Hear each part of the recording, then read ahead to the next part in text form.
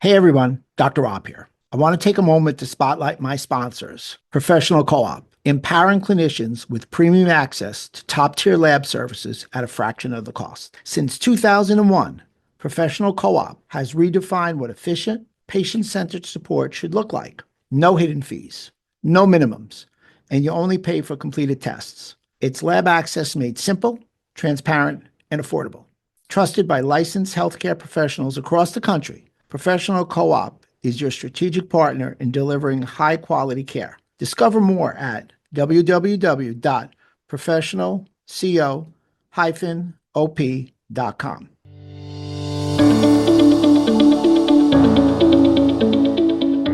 Hey everybody, Dr. Rob here, Proven Health Alternatives. I've got superstar, blood test expert, functional medicine guru, Dr. Darren Schmidt. How are you, Doc? I'm good. How are you? I'm doing great. I'm happy you could come here. I mean, you really caught my attention. This blood test that you were talking about really inspired me. And I'm happy that you had the moment and the time to be able to get on the podcast and share some insights. So let's just go for it. What is MVX Plus? MVX Plus is called Metabolic Vulnerability Index, and it was released in January of 2025, so it's pretty new now. And it measures six fundamental physiological factors that really are the most associated with chronic illness and mortality. And the point is, you measure these and you improve them, and then you extend your life and you increase your health. And you can contrast that with other tests that kind of are more for symptoms. So even like liver enzymes, for example, or a thyroid panel, they're measuring the pathology or the symptoms or even risk factors related to a disease. Now, disease is a collection of symptoms and lab results, whereas MVX is measuring, the most important factors of your health. And so I've been running this now on hundreds of patients and Great. looking at before and afters and addressing these six factors. And I can tell it comes down to five things. And they're just super important. So we got malnutrition, toxicity, infection, and inflammation. Those lead to mitochondrial dysfunction. So mitochondrial dysfunction is the basis of all chronic illness. It's a lack of energy, ATP production. Great. And then the question is, why are the mitochondrial dysfunctional? It's toxicity, malnutrition, infection, inflammation. And so MVX measures all five of those things that I just listed, and it gives you an overall score called MVX, Metabolic Vulnerability Index. And the score goes from 1 to 100. You want your score to be low. And the lowest I've seen on somebody is 13. When I first had my blood test done in January, it was 55, which is crazy high. And it's because I had a gas leak at my house last year for at least a year, probably longer. And my health was so bad May of 2024 from this gas leak. And again, I didn't know I had it. I went to the ER with crushing chest pain, high blood pressure, shortness of breath, numb leg, numb left arm. I thought I was having Wow. strokes. So I go to the ER. They can't find anything. And then what's super interesting is that 10 days later, I started taking high doses of B1. Within 2 weeks, I was 95% better. And it kept me going all summer and fall. And then I found the gas leak in December. I shut the gas leak off. I didn't need B1 anymore. So I discovered that B1 is the most important nutrient for humans. That's just my opinion. And what's amazing is that in MVX, those six factors, four of them are directly related to your B1 status in your body. Wow. So like all these amazing clinical discoveries that I have come upon in my career, they all come together with this one lab test. And one other factor is that I read old books, nutrition and medical textbooks. They're behind my shoulder here, some of them. And that's what they said back in the 30s. They talked about mitochondrial dysfunction and they talked about malnutrition and, what they said in the 1930s is what we're measuring with MVX plus. As they once said, there's nothing new under the sun, my friend. Right.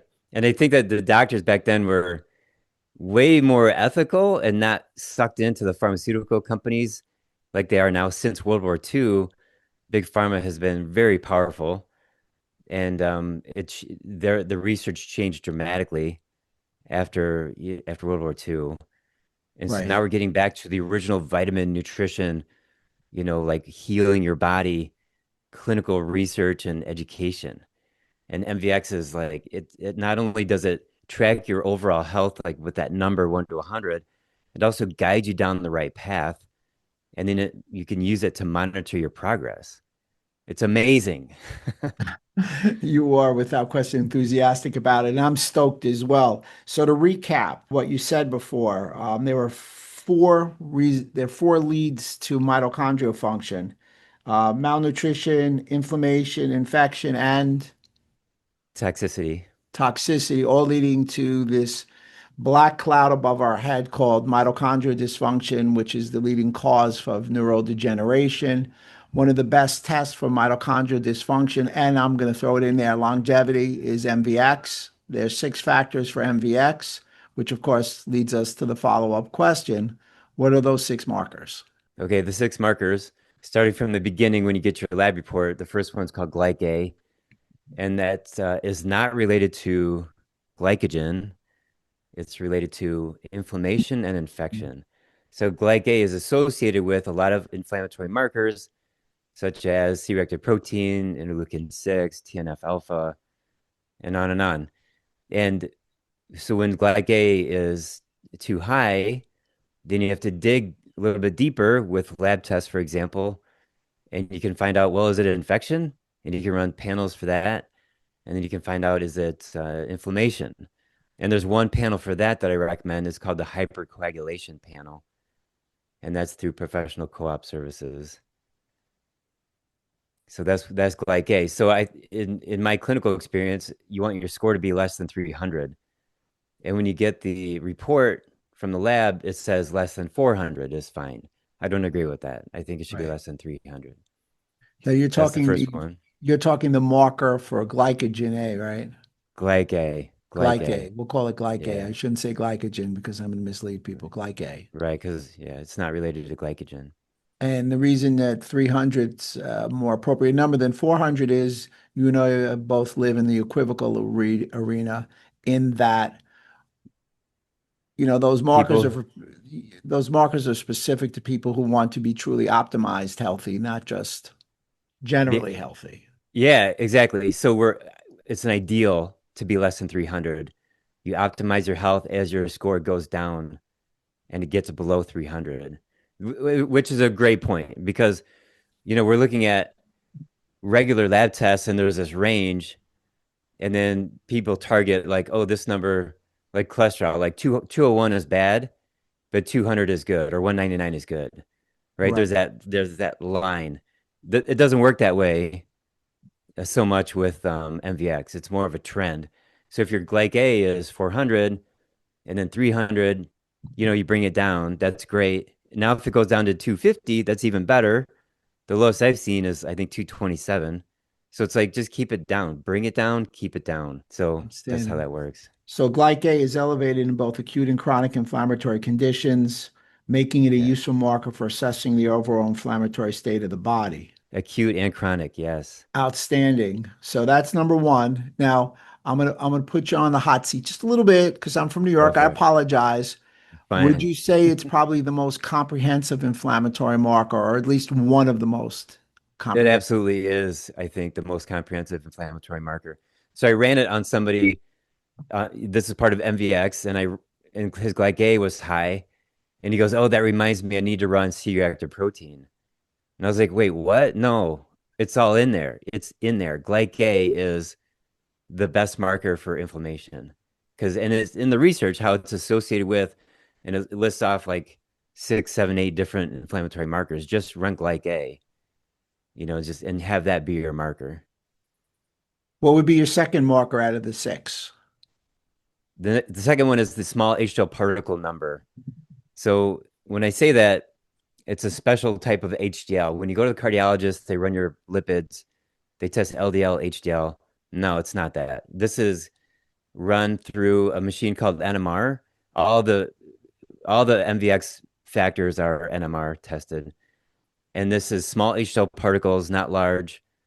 And you want that number to be high on the reference range.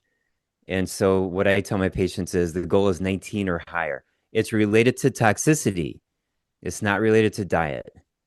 It's toxicity. So I had a new patient, oh, maybe 4 or 5 weeks ago, and she told me that she's been detoxing for years. And her GlycA, or I'm sorry, her small HDL particle number was like 21, which is phenomenal, which is really good. So anything over 19 is good. So it's a toxicity issue. So small HDL particles, when inflammation is high, small HDL particles are metabolized more readily. Thus, reduced small HDL particles are a marker, once again, of higher inflammation. So what you're reading there, you're talking about inflammation. So what I'm finding is that all the six factors are related to each other. So Okay. somebody can be sick, right? They can have a really bad stomach flu, right? Their diarrhea, vomiting. Their small HDL particles are going to crash down, which is bad. Their GlycA is going to go sky high, which is bad. And it's going to mess up their digestion. So the other factors will go off, like they're going to be off. So yeah, but in essence, small HDL particles are more related to toxicity. Now you could say inflammation is a form of toxicity too, which I don't really say that very often, but yeah, you could say that. So when I see patients and their small HDL particle count needs to come up, I put them on detox products, and I know it's going to take a while because it takes a while to detox. But I saw this too when I had that gas leak. So my small HDL particles were very low at 11.7. And then 4 weeks later, like I'd shut the gas leak off, didn't change anything else. 4 weeks later, my small HDL particle count went up to 17. So just detoxing by not breathing in the gas, Mm. I cleaned my body out and my small HDL particles skyrocketed almost to normal. So you as an expert are able to ascertain the nuances in the test, but I think you made a salient point in the fact that the markers are all interconnected because the body's all interconnected. Yeah, And you really need not just to take the test as a consumer, you want to go to someone who understands that interconnection of the numbers. Otherwise, they're just numbers. right. So let me follow up with what I said. So the gas leak was stopped. My Mhm. my numbers all improved. Then the third time I got my blood test, I had a sinus infection. So now my GlycA goes sky high and my small HO particles dropped a little bit. They got Mm. worse by a little bit, but the GlycA went way up. So it's my own personal experience plus all my patients. That's where I come up with these my assertions about these factors and what they indicate. And if you do research on ChatGPT, it's wrong. ChatGPT is wrong about MVX. Let's just get that out there. Well, I'm ChatGPT will be reprogrammed by people like you, and they'll get it right. Yeah. Yep. So, my mom always used to say she always wanted to go to a doctor with a little gray hair because she felt that his experience would lead to a better outcome. And you're exemplifying that, not with any gray hair, but the idea of, you're looking at the test, you're applying it to thousands of patients. So you're understanding the interpretation, the treatment, and then the reassessment. That said, what's the third marker that you like so much on the Yeah. MBX? The third marker is called citrate. And citrate is, it's the first big molecule in the Krebs cycle or the citric acid cycle in the mitochondria. So citrate is related to mitochondrial function or dysfunction. So when you take MVX, it's a blood test. And if there's a lot of citrate, as measured by NMR, in your blood, the question is, why isn't that citrate in your mitochondria? And at first, I thought it was toxicity, but the answer is no, it's not about toxicity. It actually has to do with malnutrition of the nutrients that belong in the mitochondria. And as I said Mm. earlier, B1 is a huge factor Yeah. for mitochondrial function. B1 is in charge of five biochemical reactions in the mitochondria, including step one, which is getting the first nutrient into the mitochondria. So, anyway, so when citrate is too high, then I'm looking at mitochondrial nutrition, and B1's a big factor for that. And it's easy to fix. That can be fixed in a couple weeks, whereas Now, the inflammation, infection, and toxicity can take months or longer. So citrate's not only a mitochondrial assessment, it also, when citrate is elevated, isn't it also like quelling certain high acid levels and such? You mean acid levels like within the cells? Correct. Yeah, I could see that happening. I could see that as being true. Now, back in the 1930s, instead of saying mitochondrial dysfunction, they called it lactic acidosis. Mm. And so I did 40 videos on my YouTube channel about that subject, lactic acidosis. And it wasn't until recently when I realized, wait a minute, that's mitochondrial dysfunction. So when you have mitochondrial dysfunction, you end up with high hydrogen outside of the mitochondria within the cells, and then a high amount of lactate and other poisons, including Mm. ethanol and acetaldehyde. These are, ethanol is alcohol and acetaldehyde is the hangover feeling. So you put all that, raise up all that in the cells, and now your cells are you're toxic and you have a lot of acid. The acid is hydrogen. So when you have good mitochondrial function and your body's using citrate and all the other nutrients within the mitochondria, then the acid levels in the cells can come down.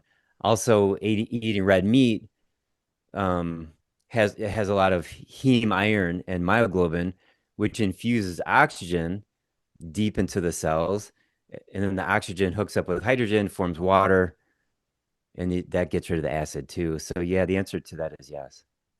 Your question, yeah. Excellent, excellent. Now, branched chain amino acids. There's three that are in particular, and there's a gold medal winner in those three also.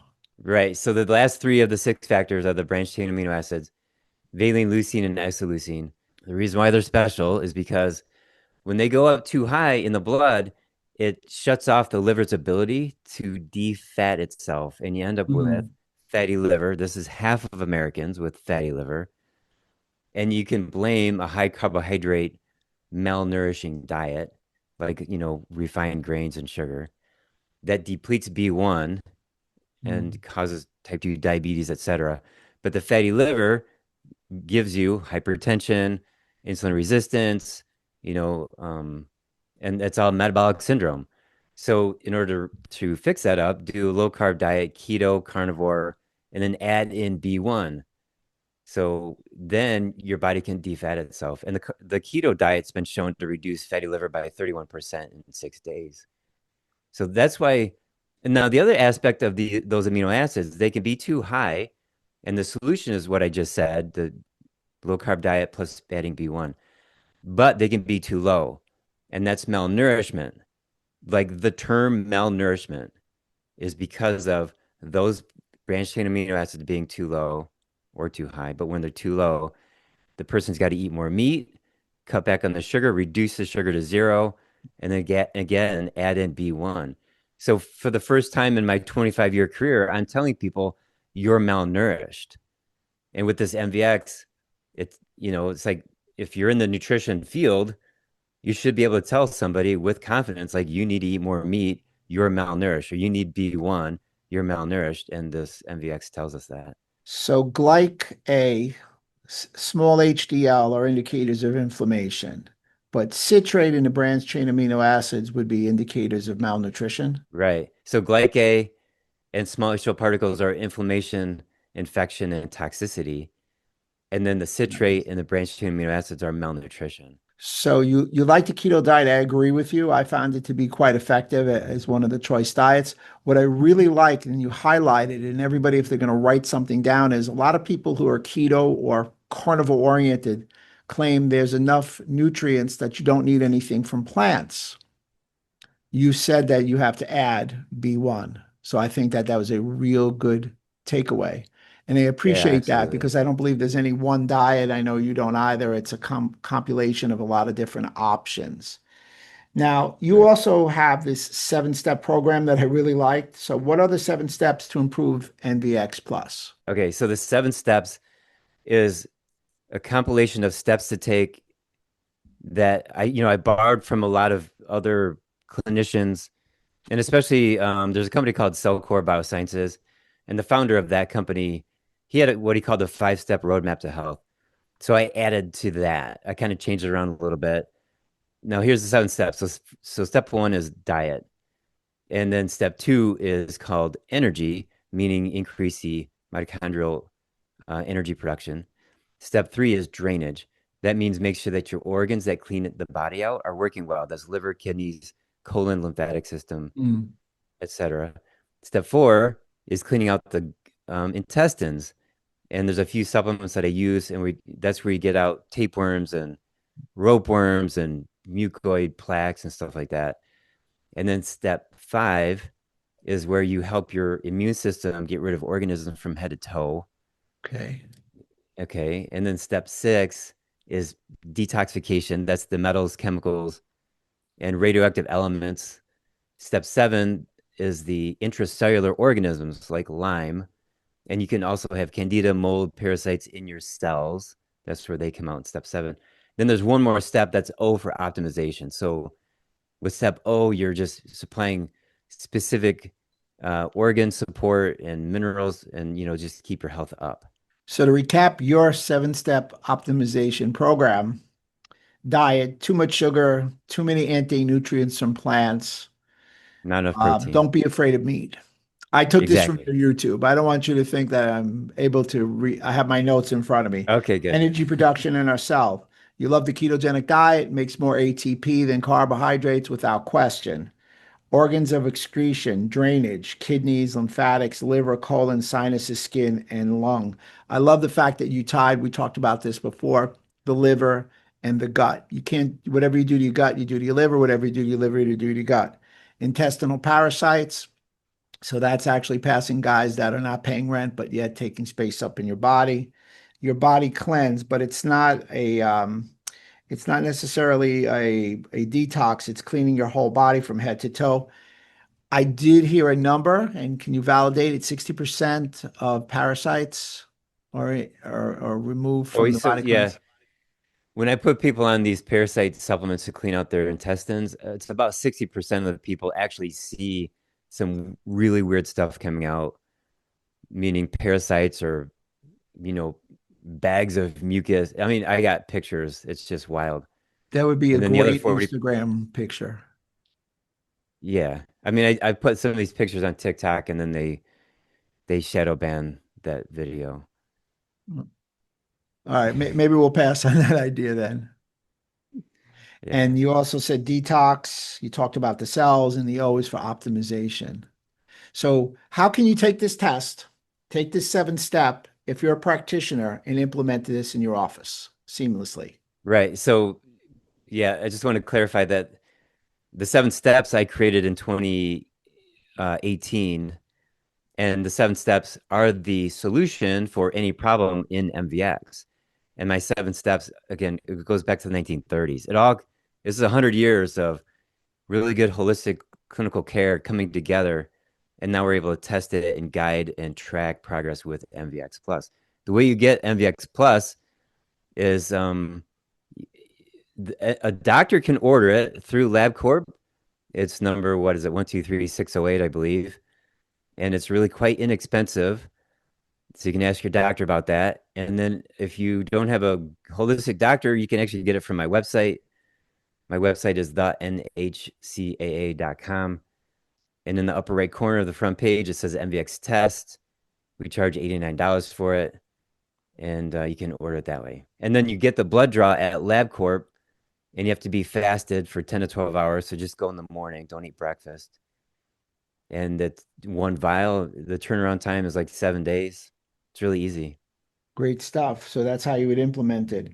You talked a lot Mhm. about B1. What about exercise medications in reference to MVX? So there were 2 studies done at Duke University, and the first one was on statin drugs, and statin drugs lowered LDL cholesterol, but it did not lower the MVX test. And Mm, they will never publish that study. I learned about the study from one of the researchers that developed MVX, and she said that I could quote her. Now, the other study was on exercise, and they had 4 groups of people. One was a control, and then mild, moderate, and heavy exercise for 8 months. And they ran MVX Plus, and it did not lower MVX. So when your MVX score goes down, you live longer. And they've graphed this out, and it's been published in the Lancet. And they can see like if your score is 55, like mine was in January, your chance of dying in the next 5 years is 20%. Wow. And then 4 weeks later, my score was 31, and the chance of dying in the next 5 years is 3%. And then my recent score was 26, so now it's like 1%. But that's the whole point. Lower that score. Like if you're doing some supplement or drug or exercise and your score is not coming down, okay, you got to rethink what you're doing.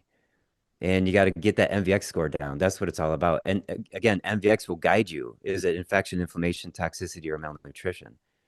Do you need B1? Do you need? I've had people where I showed them the MVX score, and they're like, "Oh, I'm going to stop drinking whiskey because their small issued particle number was too low." They'd already been, it gives you these hints and these clues, and you can figure out like where to go next. So basically, what you're saying, what I got, which is going to light the patient base and the listener base, is okay, I can go take a test. It can give me an assertion of where I am in inflammation, malnutrition, i.e., longevity. But I can change my score because most people's scores are probably going to be pretty poor, as evidenced by the fact that most Americans' health is failing. And I can change that course of where I'm going. Now, can you go into a little bit more detail? People are they have their pens up now. We just caught their attention. Hey, doc, other than taking the test, give me 3 to 5 things that you want me to do. Well, other than taking the test. So let me just say this for your listeners, your scores will be somewhere, let's say 60 and lower. And when I've had people, their scores are 78, 75, they're in really, really bad shape. They got cancer, they have severe rheumatoid arthritis, something like that. And when your score is 60, you're not feeling good at all. When my score was 55, I was in rough shape because of that gas leak. And now, I'm in the 20s, so I feel so much better. Great. So if your score is 50, don't sit there and say, "Well, I'm healthy." No, you don't feel good. Like the test tells us you don't feel good and you can feel better. So what do you do to drop that score? Well, first you got to look at the 6 factors and determine like what's your first step. If it's GlycA, it's infection inflammation. So you have Hmm. to tackle that. If it's small molecule particles are too low, now you have to detox. And if your citrate's too high, you need mitochondrial, or I'm sorry. Yeah, if it's too high, you need mitochondrial nutrition. Then there's more details to all this stuff. And I'm finding a lot of people with malnutrition and they're not eating enough protein.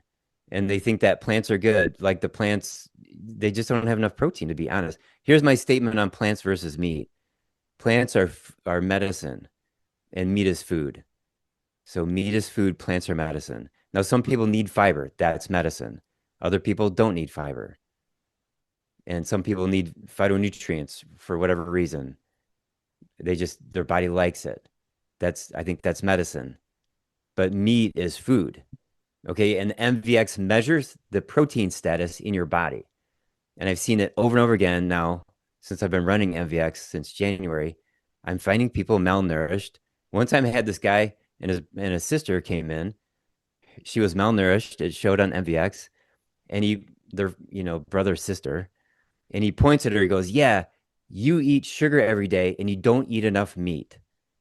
Like that. Totally called her out. Wow. And what she had been complaining about, she called it lingering, uh, what is that?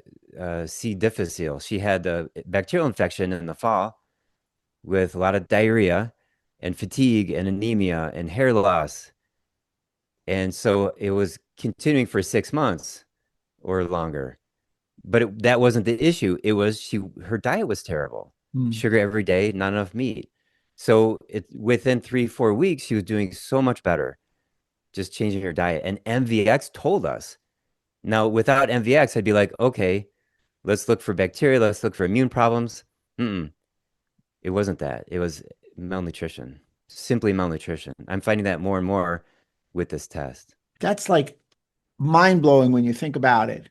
I'm almost crestfallen in the fact that Americans are malnutrition and they suffer from malnutrition, which really speaks volumes to things that we've talked about on a podcast before, like the consumption of ultra processed foods. And one of the biggest problems with the ultra processed food that you spoke to is high sugar and really nutrient incomplete. And what you Right. just And said really emphasizes that. yeah, the major problem in my opinion about processed food is the lack of amino acids, lack of protein, and then they're hyper palatable. So like MSG, for example, studies have shown that it's not toxic. I was thinking for a long time it was toxic. But what's the problem with the MSG? Well, it makes your food more tasty. That now it's hyper palatable. Sure. Extra salt, extra sugar, all the chemicals, preservatives, they manipulate our biochemistry and our desire to survive, and they manipulate our taste buds. And then you just keep eating and eating these processed foods. That's the problem, hyperpalatability. And then lack of protein, right? The more protein you eat, the more meat that you eat, the more human you become, addictions go away, the need for processed food goes away. I mean, I just had a big sirloin steak, like this big. That was my late breakfast. And I Yeah. have half a cow in my freezer in the garage. And I've been doing the carnivore diet since 2018. Yeah, I eat plants every day too, but my diet's 90% meat. Now you might be happy at 70% meat or 100% meat or whatever. Just find out where you fall in. But most people are deficient in protein in their diet I and want in to their blood. want to delve into that, but I want to highlight what you said. Plants are medicine, meats are food. The Yeah, people are going to see that on my reel because I'm going to make a post and put it on my thread. So that's sounds great. good. But I want to delve into the fact, what do you eat? Now, you said that it's 70 to, 90% meat, but what do you eat? Let's be specific. Are you eating meat? Are you eating eggs? Are you eating poultry? What are you eating? So I have half a cow in the freezer. So I'm eating burger patties and steaks and roasts. And I got two chickens sitting in my freezer. I have a dozen eggs. I got butter. I have a jar of lard.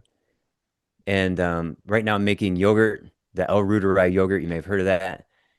And as far as plants, I have bananas. And yesterday I had asparagus for the first time in a year.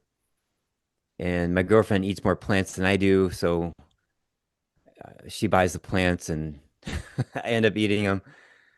But in 2019, I had like 6 heads of lettuce, and that was it for oh, I'm sorry, I had fruit once a month in 2019 and 6 heads of lettuce.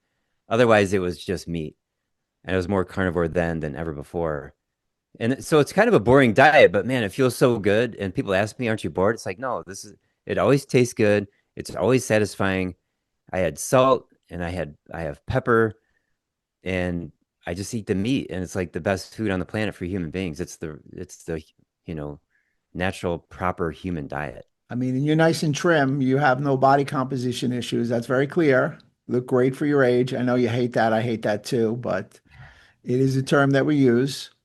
So my Right. question is, my buddy's going to ask me. I always have a moment where I mention that he's listening from overseas and he wants something tangible. So what 3 to 5 supplements would you recommend generically for somebody to take? Well, starting with B1. And when I say B1, people think, "Oh, I already take vitamin D." No, no, no.